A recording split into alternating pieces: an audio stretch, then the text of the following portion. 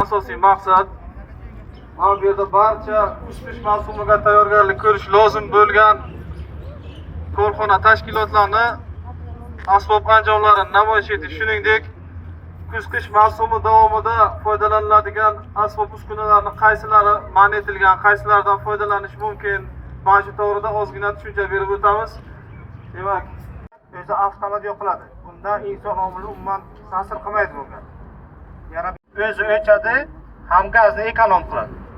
Tejaydi. Hozirgi kunda xabarimiz bor, limit degan masala bor. Yoz oyida 100 kub, qish oyida 500 kub. Shuni tejaydi sizlarga. Ham budjetdan, ham gazdan tejaydi buni. Yana bir narsamiz bor, hozirgi kunda bizda 2 bosqichli tizim yo'lga qo'yilgan.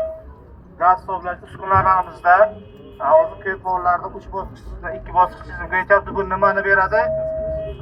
Eshitgan bo'lishimiz mumkin, qish mavsumida mana qo'shnimni uyi oldinroqqa gazi baland, menda past bo'ladi.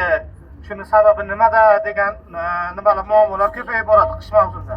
Shuni oldini olish maqsadida bizda hozirgi kunda regulyatorlar ishlab chiqilgan bo'lib, bu har bir aholi xonadoni oldidagi gaz quvurida kamida 1 kilogramm yoki 0.5 kilogramm santimetr kvadratda gaz bo'ladi. Bu hamma aholiga gazni bir xil yetkazib berishga xizmat qiladi. Deydi. Xabaringiz bor, shu yil mavsumda ham, mavsum boshida ham ikkita chaqma sodir bo'lganda 2 fuqaro halok bo'ldi. Buni sababi natijasiki mana bu narsa rozetkaga tiqilib qo'yilmagan fuqarolar tomonidan bu gaz hidini sezdiki, avtomat klapini o'zi tashlaydi buni. Buni gaz qayerdan chiqyapti deb fuqarolarimiz gugurt bilan masalan tekshirishadi yoki olishadida derazani o'chib qaydib yopishadi. Bo'ldi, gaz hidi ketdi-ku deb o'ylashadi. Lekin bunda hali ham gaz hidi to'plangan bo'ladi. Chunki gaz havodan yengil, faqat tepada yuradi.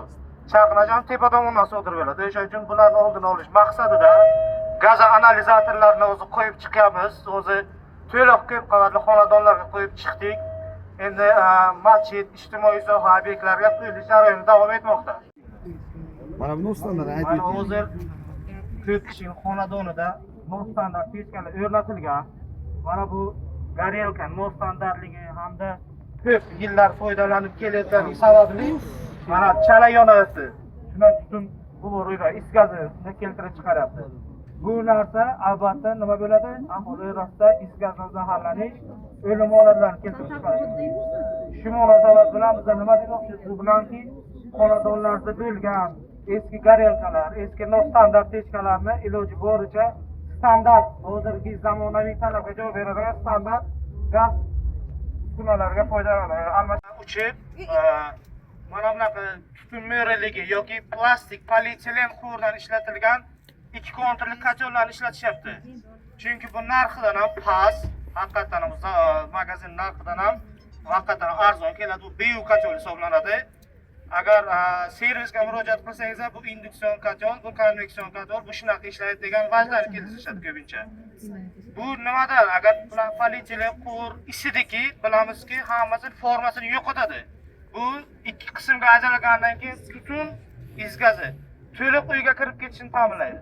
Natijada uxlab yotgan odam fuqaro karaxt bo'lib o'rnidan ham tura olmaydi, qusadi yoki agar bo'lmasa o'lim holatiga ham olib kelishi mumkin.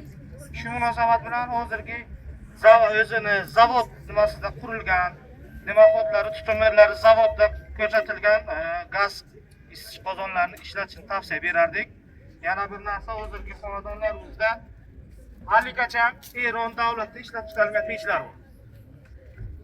Eron davlatida ishlab chiqarilgan pechka bor. Bu nimani? To'g'ri, bu avtomat deyishingiz mumkin.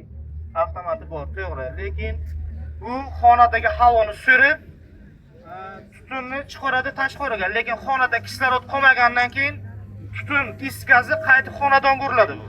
Bu yana fuqarolarni is gazdan zaharlanish ham o'lim holatiga kelishini bildiramiz. Shuning uchun mana sizlar ijtimoiy soha yoki ijtimoiy tarmoqlarda masalan ko'p yoritasizlar, shuni yoritib berishlarini so'rardik. Albatta fuqarolarimiz o'ziga xonadonlarga standart qurbonlarni yo'naltishda sizlarni yordamlaringiz, targ'ibot tashviqotlaringiz tufayli bizlarga yordam berasiz degan umiddaman.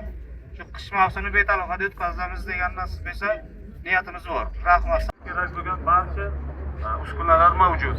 Mana bu yerda teplovizor qurilmasini ko'rishimiz mumkin. Joriy kapital sinov ishlarida bevosita teplovizor bilan ko'rikdan o'tib, elektr qurilmalaridagi, transformatorlardagi, liniyalardagi qizishlarni oldindan ko'rib, bevosita talafot yetmasdan bartaraf qilish imkonini beradi.